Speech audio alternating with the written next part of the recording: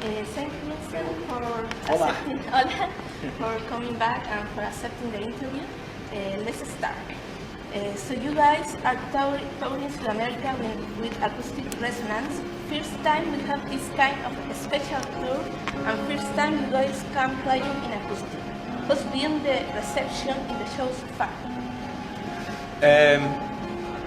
Everywhere's been really, really great. In Mexico, we started off playing just purely acoustic, so it was just acoustic guitars and bass and pretty much nothing else. And now we've expanded it now to add some more, like a bit of percussion to the sound. So because we were missing not having a drummer, if anything, really, because we got a bass player. It's like there's Duncan there. Yeah. We wanted to have at least like a kick drum. So I've been busy basically programming some kick drums and like shaker and that, so we can have a bit of percussion, so it adds a bit of beef and a bit of extra dimension to the songs, and it works actually. It's actually worked out quite well. Cool. So you got Danny's position over here. So Danny's like playing piano with this pedal. Come over there, have a look. With this pedal here, he does a lot of the loop stuff. So we program a beat in, put a bass line in, play the riffs over the top, and then we start the song. Cool. Which is why sometimes when the audience start clapping at the beginning, and he says, "Please, no," because he's trying to listen to program their beat, and once he's got the beat, then everyone can clap, you know. So. Okay. Then I'm doing guitar stuff, so my guitar's a bit like ambient, so it's a bit sort of like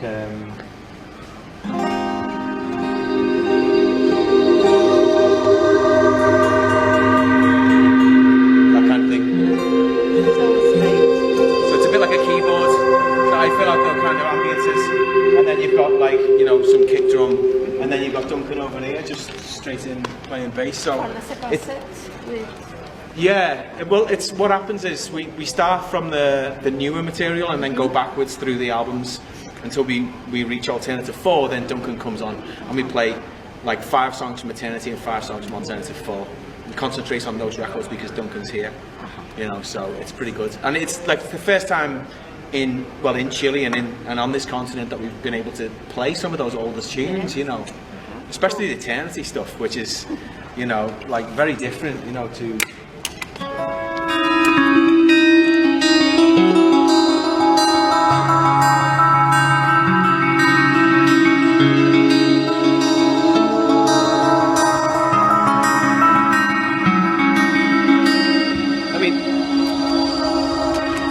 Good riffs. Dunk wrote that riff like 20 odd years ago, but it's like the good riffs, they stand the test of time. Do you know what I mean? So it's like even now, the way the band is now, it still sounds sort of current. It still sounds like what we're doing now, so it's all right. So that's essentially it, really. We've got 2 shows today. We started at 7 and we do another one at 9. Originally we planned to do just one at 9 o'clock, but that sold out really quickly. Thanks to everybody who bought tickets really quickly. That was superb. So then we added a second show at 7. So we'll do the first one 7 till something like 8:30 because they need half an hour to change over, and then at 9 until whatever. Then, you know, the second show will probably be a bit longer. So I mean, because at least we've got a bit more time. So yes. Yeah. About that, do you think it's possible to have something special since you are having 2 shows? Maybe well, there's especially in the second one, because we'll have more time. Yes. You know, we've only got 90 minutes in the first one. In the second one, we'll have more time, especially at the end, where we can start basically improvising and throwing like cover versions or all kinds of stuff together like that we don't usually do. So yeah, they'll be slightly different, you know. Okay, cool. Slightly. Slightly. Is there any song from the old catalog that you especially enjoy playing in his tour? The Eternities, yeah. Those, it's really, they're great riffs, and it's just one of those things. The way we do it now, we've just sort of trimmed the fat off it as well, and everything runs in sequence as well. And you know, you've got Eternity Part 3.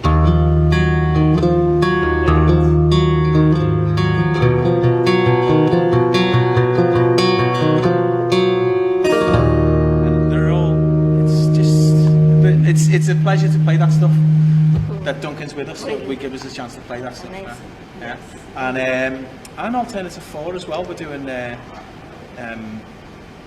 we do a really cool thing where we change the key of Shroud of False, so that it's normally it's in G, but we put it down to E minor, so that it goes into Lost Control. You know, so we do like Shroud, Lost Control, and Destiny, all in order. Yeah, so yeah, it's. I think we always try, if we can, to do something slightly different to records, if we can. You know, especially when we're doing it in a different format like this. You know, if there's a chance that we can make it a bit more interesting for ourselves and for everybody else, then we'll do it. Cool. You guys know that you have a lot of appreciation and support in Chile. You got. It's thanks to you guys, a lot of it. You got the shows sold out and all of that. Yeah. And you know, Chile is one of the longest countries in the world, probably the longest. Yeah. So people wonder if you guys ever gonna do shows in other cities of Chile. I'd love to. Where would we go? Valparaíso for the start. I tried there this year. Yeah. Last year, Concepción. You had many people there, many fans there. Okay. Valparaíso, Antofagasta, Pasadena.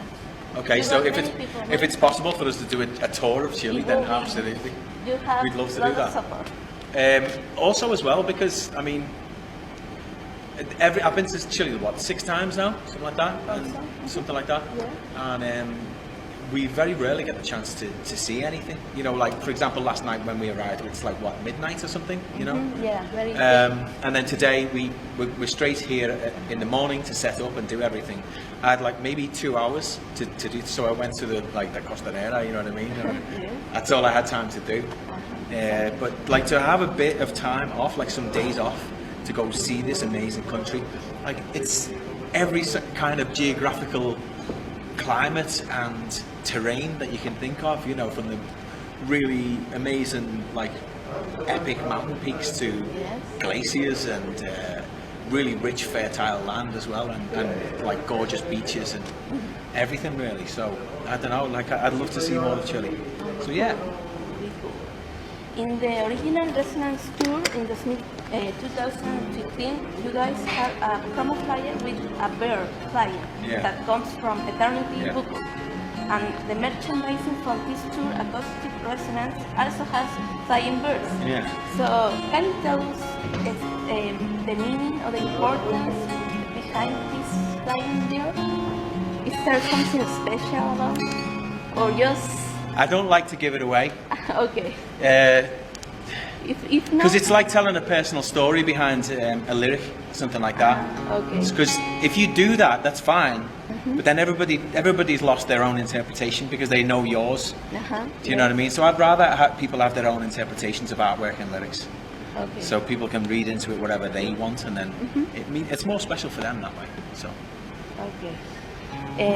Your albums, The Silent Enigma and Eternity, sound quite different despite being released very closely. What inspires the change of the sound? Or how will you explain? Eternity and Alternative 4? No, The Silent Enigma and Eternity. There is a big change. Well, obviously... the vocals, perhaps? For the start, that, and because Eternity was we were in the studio doing the Sounds Enigma when I took over as the vocalist, but I didn't really want to be a vocalist at all. I didn't want the attention. I didn't want to be the front man. I didn't want to be that guy up front. You know, I didn't want to have to be burdened with the task of like talking to an audience and you know entertaining people and you know telling them doing all that, because I was quite shy. I didn't really want to do any of that. You know, so So I just basically did whatever I thought would suit, you know, which was essentially what Darren was doing before, just my own interpretation of that. And then on Eternity, I tried to sing, but the problem with that is, well, one, I still wasn't very good at that point. I was only 21 or something like that. And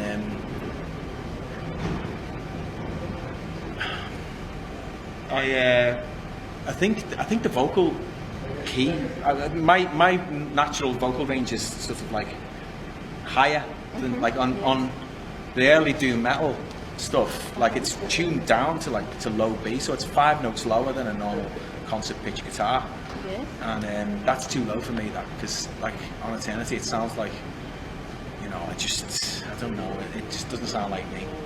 So on Alternative 4, we tuned up the concert pitch to normal pitch guitars, and everything fitted in. And at that point, I discovered I could sing probably, you know. So that's what I started to enjoy it then, and that's my 3rd album as a singer, and it was only then that I started to enjoy it. I didn't enjoy it at all until 1997, 98. Wow. So yeah, so ever since then I sort of tried to find whatever voice I've got, you know. Like, yeah. So on a personal, from my perspective, that's the album that was a bit of a breakthrough for me. Okay. This year, Judgment is 20 years old. Have you guys thought about doing a celebration for this album, since it's very popular among the fans? Yeah, we thought about it, yeah. 20 years. I don't know, man. Maybe we could. I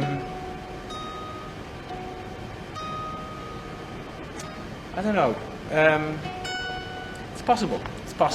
I don't know. We haven't got any plans to do that yet. At the moment, we're talking about like doing the next album, and we've got gigs coming up for the summer, and for like, you know, gigs get booked like way in advance these days. So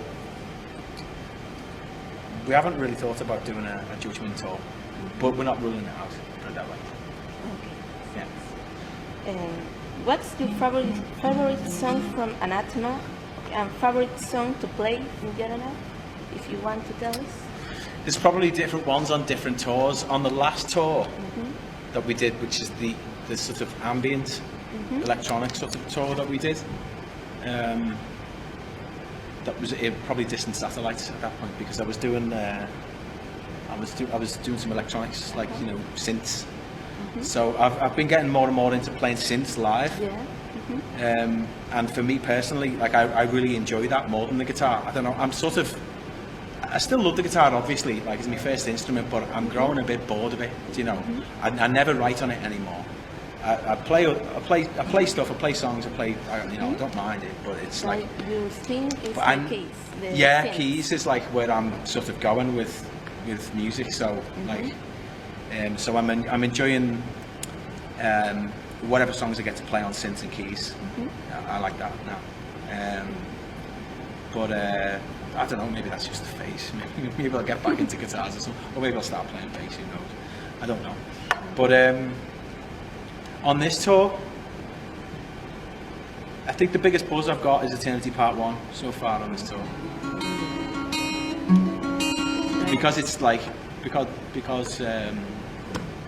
it's special, because Dunk see it, because we're with Dunk. And because we haven't overkilled that song, you know what I mean? I don't really get bored of playing our stuff, but some people do, you know, like Lee, for example, like she'll get bored of singing Natural Disaster now and again. Yeah. So she says, oh, do I have to do that one again? No, it's like, yeah, but everybody loves it. She goes, yeah, but like I do it every time, you know, can we not do something else? It's okay. And Danny's the same with something like, you know, Thin Air or Closer or something like that. But I'm generally sort of into playing whatever the audience wants, you know, personally speaking. But on this tour, because we've hardly played Eternity in all of this time. So like, yeah, I'm enjoying that one. Cool. I think they're going to open the doors. How's been the process of working as a band without Jamie? The tours you've arranged, and all of that. It's a lot more work for me. Because Jamie used to do a lot of the work off stage. Yeah. Like so, it's not just set up on tour, but before the tour, and he was like the sort of link between the band and the crew and all of that. Whereas now it's me who's doing all of that, you know. So that's okay, you know. But like as far as Jay's concerned, we've left the door open for Jay. I mean, he's basically got other things going on in his life now. He lives in a different country. He's got a really cool job, and if he wants at some point to do some gigs, then by all means, you know. But it's entirely up to him, you know. So. Okay. Have you thought about releasing a solo album someday? Yes, but I wouldn't really call it a solo album. Will be electronic or something? You'd have to wait and see. I'm not going to give anything away, but I wouldn't want to call it a solo album. If I was going to do anything, I'd just want to launch something, you know, like a whole new thing. Cool. Yeah. Have you tried any local food here? Yeah. Chile? Anything you like? Yeah, I just had this amazing salad at this vegan restaurant called. I took a photo of it because I liked it so much. If any of you guys are vegetarian watching this and you're in Santiago, I do recommend that you visit El Huerto. El Huerto. El Huerto. Okay. My God, that was superb. Yeah. So it's like the food's really, really healthy, fresh. It's the healthiest food I've had since I've been on tour. You can just tell. You know what I mean? It's all fresh ingredients, and that was amazing. Yeah. Don't ask me what it was. It was a combination of tastes and salads and beans and all kinds of lovely Chilean food. So the thing about certain places is when you're in a really good climate, you can taste it in tomatoes, for example. Do you know what I mean? Or in the fruit, because a lot of the stuff that we get in the UK is all genetically modified, so and some of it's sort of grown somehow, all year round in strange situations and conditions, but they sort of lose their flavour. Everything.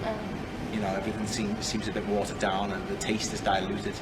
But over here, somewhere like here, or for example, if you've ever been to Italy, places like near Tuscany, and it's the same there. The climate's so rich, and the soil is so rich. All the nutrients are still in the food, and you can taste it in the tomato. In a bite of a tomato, you can taste how full of goodness it is. And these ones, Cool. They should be, yeah. Yeah. Carry on. Just give it a... And last thing, maybe a message or something you want to tell to the fans here in Chile and Anathema Chile? Yeah, thanks. Muchas gracias, chicos, chicas. Lo siento, mi español es un poquito mierda. Pero muchas gracias a todos por todos. Gracias a Anathema Chile also. Right. También. Thank you very much. Cheers. Gracias.